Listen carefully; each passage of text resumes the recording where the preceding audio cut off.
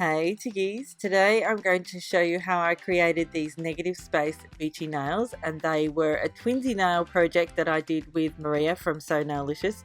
She is amazingly talented. You need to check her out. I'll put her details in the description box down below so you can do that. Let's get into it. I really hope you like it. I really have fun, seriously lots of fun doing these. So I'm starting off with a base of OPI's Alpine Snow on all of my nails. Just 2 thin coats and you're done. It's that simple.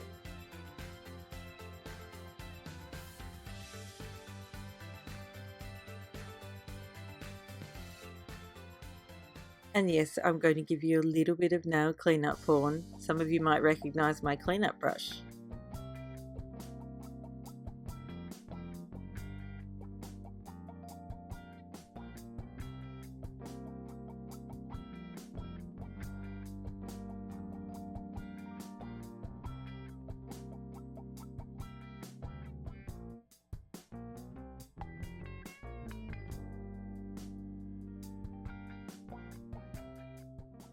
Now before moving on to the next step, I'm going to use some Simply Peel Liquid Latex by Bliss to protect the skin around my nails.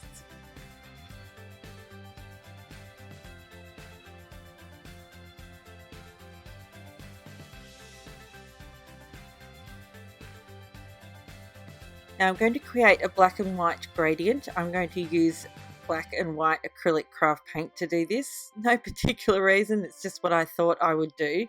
I'm also going to be using a fan brush to create the gradient. So to do a gradient using a fan brush, all you need to do is dip one side of it into one colour, the other side into another colour, and then you can blend it on a piece of paper or a silicone mat like I've got, and then you're going to swish that back and forth on your nail. Now this doesn't give you the kind of gradient that a sponge does, but it does give you more of a, I suppose more of an, I don't know. I really like the way it turned out. And that's all I'll say about that. Yeah, I changed my mind about that. I do have more to say. I think maybe that the fan brush gradient gives you more of a textured gradient rather than a smooth, soft gradient that a sponge gives to you. I have even more to say. Now, I actually, it just popped into my head right now that there might be a question about whether or not you can use a sponge and acrylic craft paint to create a gradient. I don't see why not. I've never done it myself, but give it a go and let me know, or I might give it a go myself sometime in the future. But if someone does it before me, go ahead and let me know, let us all know if it works, because that's really interesting.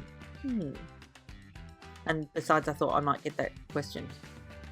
Now, even though I used liquid latex to protect the skin around my nails, the cleanup on this was a nightmare. I'm just going to let you know that. I probably would have thought it, actually probably would have been best to use polish. It would have been easier to clean up, I think. But yeah, this was a nightmare to clean up. Now, next we're going to create the negative space part of this mani, and to do that I'm dipping a cotton bud in some of my just my regular nail polish remover. It's not acetone, it's non-acetone remover, and I'm going, now initially I thought maybe I'd do love hearts, like a big love heart, and then I thought, oh, that's really kitsch and kind of a bit naff, so I decided to go just for a circle, not a circle, an oval. Yeah. There you go. Yeah, I think it worked really well. I really loved how it turned out in the end. Now you obviously want to make the oval or the shape that you're creating big enough for you to paint some detail inside it. So that's why I've made it as big as I have.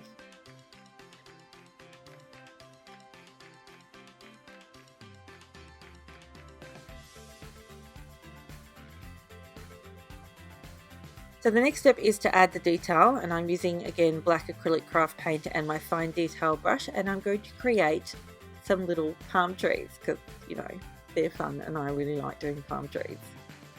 And besides, Maria and I had decided upon a negative space beachy theme, and how could we do that without palm trees?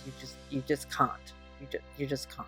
So now with the palm trees, I want to it is negative space, but I also want and you'll notice this more so, I think, on the second palm tree that I'm doing.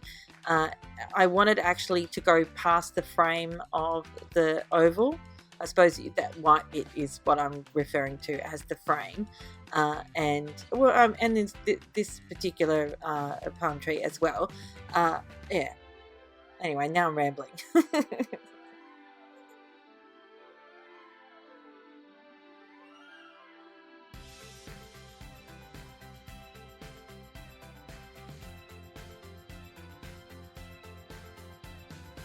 Now, I just wanted to very quickly touch on the thing that I mentioned before about this being really hard to clean up. And yes, it was, but because I was using acrylic craft paint, I knew that once I added the top coat and I washed my hands, I could actually wash most of the acrylic craft paint that was around my nails off. So it wasn't really that big of a deal. If I was using polish, it might have been a little easier to clean up or not, but for sure, water wouldn't get rid of it. So that's another reason why I decided to use acrylic craft paint rather than polish, just in case. And as you can see, of course, I'm sealing it all in with my favourite top coat, Seche Vite, and as per usual. But I also did 2 coats instead of 1 this time because of I just wanted it to be really beautifully smooth.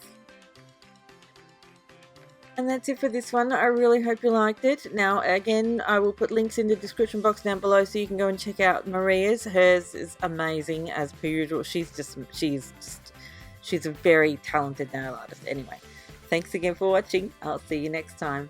Bye, chickies. Oh, and thank you for subscribing, and thanks for that delicious thumbs up.